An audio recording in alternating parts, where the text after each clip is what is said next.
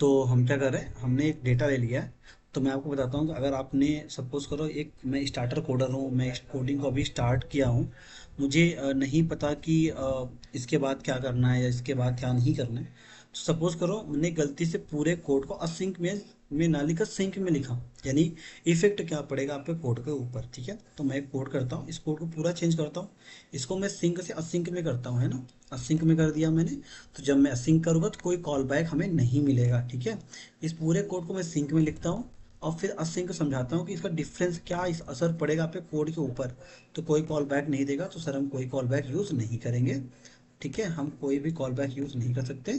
तो हमें data save करना होगा, तो लेट डेटा, हमने इसको सेव कर लिया। ठीक है, ये हमारा डेटा है, इसमें कंसोल डॉट लॉग करते हैं और डेटा को हमने प्रिंट किया, दैट्स इट, और कुछ भी नहीं किया। ठीक है, अब हमने क्या किया, असिंक का वेट का यूज़ किया। तो हमने गलती से क्या कर दिया, सिंक में लिख दिया, यानी हमें असिंक का वेट की नॉलेज नहीं है और हमने इस कोड को किस में, सिंक में लिखा है ना। कोड को हमने पूरे सिंक में लिख दिया। हमें नहीं पता था क्या होगा, इसका रिजल्ट क्या होगा, क्योंकि हमने सिर्फ पढ़ा था भाई कि असिंक का वेट कुछ होता है। तो एक्चुअल में यूज़ कैसे करना होता है, अगर आपने इसकी नॉलेज नहीं है और गलती से कुछ इस तरीके से लिखा हुआ, और एक फंक्शन है नीचे, एक सिंपल सा कोड है जिसको रन करने का काम है, जो रन करेगा, और ये रीड फाइल करने का काम। ठीक है, इसको हम रन करते हैं। ठीक है, कंसोल पर ध्यान से देखना, कंसोल पर ध्यान से देखना, स्टार्ट कब आता है। ठीक है, तो आपको देखना है कि स्टार्ट कब आता है। देखो, ये हमने कर दिया। और एक बार डेटा सेव कर लेते हैं हम। ठीक है, इसके अंदर का भी डेटा सेव कर लेते हैं सब।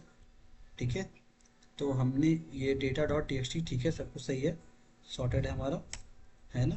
तो प्रीवियस ये बस सी एल एस कर लेते हैं। ठीक है, तो M P M run start. देखो, तो अगर आप इस लाइन को देखा आपने कि भाई ये डेटा है कितना, है ना, इसमें डेटा और भी था। अगर इसको ध्यान से देखो तो इसमें करीब इतने सारा डेटा था। क्या था, इतना सारा डेटा था, है ना। इतना सारा डेटा था, इसमें करीब 6,000 से 10,000 लाइन का कोड डेटा था। तो देखो ये क्या होगा, कुछ तो चला है, कुछ तो चला ही नहीं, है ना, कुछ तो डेटा चला और कुछ चला ही नहीं। तो इसने क्या किया, ये डेटा रन किया, रन करने पर आपको ये रिजल्ट उठा कर दे दिया लास्ट में। ठीक है, स्टार्ट चल गया। ठीक है, कुछ तो हमें नहीं पता क्या डेटा आया क्या नहीं। इसको थोड़ा सा असिंक में लिख कर देखते हैं कि असिंक में क्या इफेक्ट पड़ेगा, असिंक वेट में। तो ये देखो, एक असिंक में लिखते हैं हम, असिंक में हमने कर दिया। ये डेटा कॉल बैक हमें देगा, क्योंकि हमें पता था कि भाई असिंक का वेट साथ में आता है। तो एक हमें क्या देगा, कॉल बैक देगा। ठीक है, कॉल बैक। अब इस कॉल बैक में क्या क्या आएगा, तो उसमें लिखा हुआ है कि भाई ये कॉल बैक आपको क्या क्या रिटर्न करेगा। ये कॉल बैक दो चीज़ें आपको देता है, एक तो error, E double R, error देगा, और एक डेटा, है ना, उसमें लिखा हुआ है। और मैं अपने से नहीं लिख रहा हूँ, अगर इसको ध्यान से देखोगे आप तो इसमें लिखा हुआ भी है ना, ये मैं अपने से नहीं लिख रहा हूँ कुछ भी। ठीक है, इसको पढ़ने पता चलता है फाइल को, है ना। फाइल सिंक पर क्लिक करो तो देखो उसमें ऑप्शन भी देगा कि भाई ये कॉल बैक कैसे डेटा लेगा, कैसे नहीं। ठीक है, चलो, ये कॉल बैक आ गया। अब हम यहाँ कंडीशन लिखते हैं, इफ़ अगर एरर आ जाए तो भाई तो ये एरर को प्रिंट कर दो, है ना। जो भी एरर आ जाए क्या करो, सॉरी, एरर को प्रिंट कर दो, कंसोल डॉट लॉग। इसमें एरर को हम प्रिंट करेंगे, बाकी जो हमारा डेटा है इल्स में जो भी हमें मिलेगा, कंसोल डॉट लॉग, इसमें डेटा हम प्रिंट कर लेंगे। बस इतना हमारा काम था। तो हमने ट्राई किया, सब में लगा, असिंग लगा दिया, वेट लगा दिया। ठीक है, सेट डेटा हमारा। ठीक है, चलो इसको ट्राई करते हैं, ये देखते हैं इसमें क्या होता है। एक बार क्लीन कर लेते हैं, इस पूरे फाइल को हमने सी एल एस कर लिया, क्लीन कर लिया। इसको रन करते हैं, देखो ये फाइल चली, है ना। ये इसने स्टार्ट को दिया, क्यों, क्योंकि पूरा कोड असिंक में लिखा हुआ था, पूरा कोड असिंक में लिखा हुआ था, असिंक का वेट हमने किया था। इसने पहले इसको नहीं चलाया, इस रीड फाइल को पहले इसने नहीं चलाया, इस रीड फाइल को अपनी क्यू में ले लिया। इसने बोला भाई ये रीड फाइल असिंक है, वेटर ने अपना डेटा दे दिया, भाई तुम काम करो। बाकी ये काम चल गया, स्टार्ट अपना चला, स्टार्ट कोई दिक्कत नहीं, चल गया। ठीक है, उसके बाद देखो यहाँ रेफरेंस एरर आ गया, है ना, ये एरर दे दिया। क्यों, क्योंकि जैसे ये इसने रीड करना स्टार्ट किया, जैसे मैंने बताया था ना कि आपका वर्कर जो भी वर्कर्स है खाना बनाना स्टार्ट करेगा या फिर आइटम प्रिपेयर करेगा, तो हो सकता है बीच में कोई आइटम्स ना हो। तो यही हुआ कि जब इसने ये आइटम को लोड करना स्टार्ट किया तो उससे कुछ प्रॉब्लम हो गई।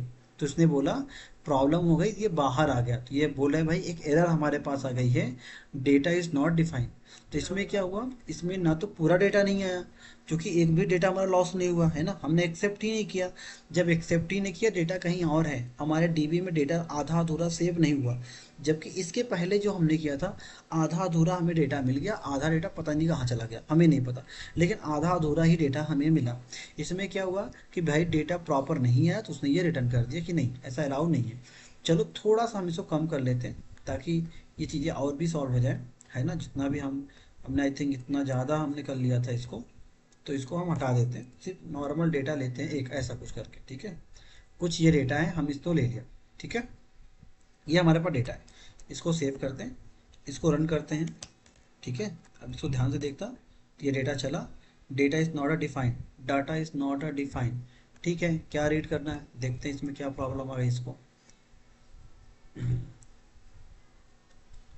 अच्छा, ये एरर आया क्या, देखते हैं क्या एरर आया इसके अंदर।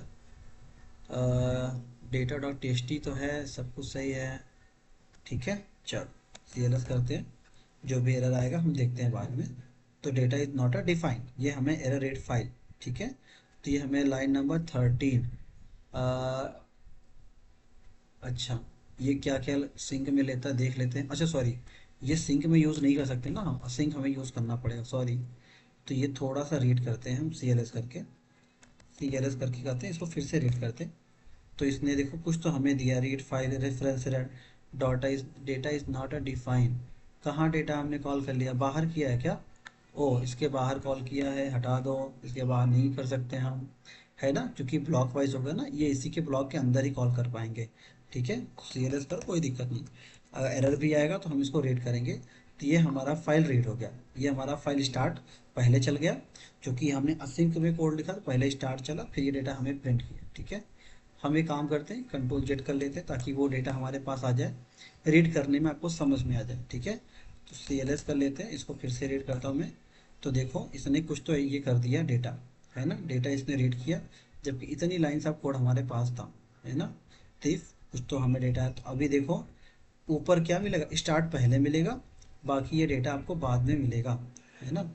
ये पूरा रीड हुआ, बाकी ये डेटा आपको क्या मिलेगा, बाद में मिलेगा। तो सबसे पहले क्या मिला होगा हमें, स्टार्ट मिला होगा, देखो। तो डेटा स्टार्ट स्टार्ट सबसे पहले मिलेगा। आ जाओ आ जाओ आ जाओ, ठीक है। थोड़ा सा ऊपर लेकर चलते हैं, क्योंकि पूरा फाइल हमने किस में यूज़ किया, सिंक, सिंक में कोड हमें देखना पड़ेगा। अच्छा, पूरा कोड अवेट में है, तो सबसे पहले क्या प्रिंट होना चाहिए, स्टार्ट। सबसे पहले स्टार्ट आया होगा, उसके बाद डेटा आएगा, ठीक है। तो कंसोल से ऊपर डेटा चला गया, तो उसने और लाइन्स नहीं ली, कोई बात नहीं, ठीक है। ये आपको समझ में आया होगा कि सिंक और सिंक।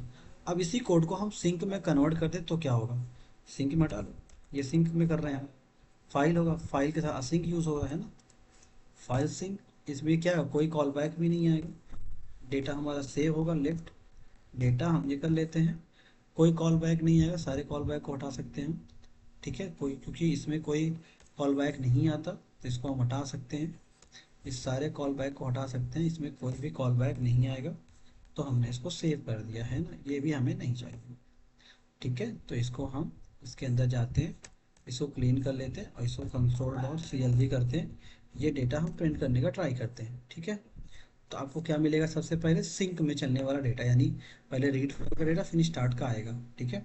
कुछ डेटा इसमें कम कर लेते हैं, ताकि रीडेबल हो जाए हमारे पास डेटा, है ना। बहुत ही ज़्यादा डेटा हो गया है, तो कुछ तो डेटा हम कम कर लेते हैं ना, ताकि सही रहे। कुछ ज़्यादा ही डेटा हमने उठा लिया है इसमें, इतना डेटा होना भी अच्छी बात नहीं है, ठीक है।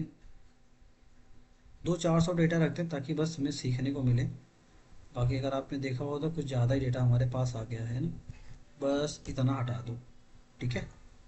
चलो सेव करते हैं, कुछ और भी काम कर लेते हैं। अभी 700-800 lines of code, lines of data है।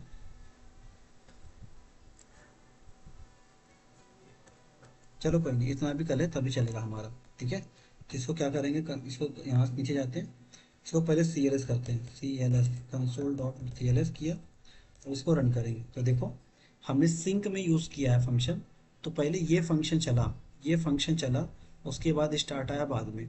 तो ये वेटिंग टाइम लेगा, ये डेटा वेट करता है, वेटिंग टाइम लेता है, इसलिए हम नहीं करते, ठीक है। आई थिंक ये आपको समझ में आया होगा। ठीक है, कि असिंक अवेट का यूज़ कैसे करना है।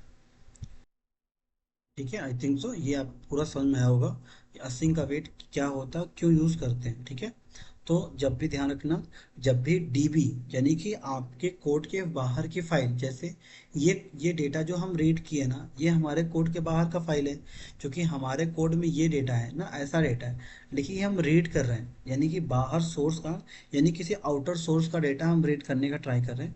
जब भी कभी लाइफ में ऐसा हो तो हमेशा असिंक अवेट का यूज़ करिए। इससे क्या होगा कि आपका डेटा सिक्योर और सेफ रहेगा। अगर कुछ भी एरर कभी भी आती है, जैसे फाइल का एरर आ गया, या हो सकता है डेटा रीड करते समय कुछ एरर आ गया, तो वो सिक्योर रहेगा, है ना। तो वो ऐसा नहीं होगा कि वो एरर आपको कंटिन्यूअस मिलेगा, ऐसा नहीं। अगर आपने कॉल बैक यूज़ किया है तो जहाँ भी एरर मिलेगा वो आपको एरर दे देगा। बाकी आपका काम है कि भाई वो डेटा को सेव करना है या आपको रखना है, ठीक है, या रिजेक्ट करना, जो भी आपको करना है आप उसमें कर सकते हो। ठीक है, तो इस तरीके से डेटा आपको असिंक का वेट आप यूज़ करोगे, तो असिंक का मतलब ये डेटा होता है और वेट का मतलब ये होता है। थिंक आई थिंक आपको समझ में आया होगा। ठीक है।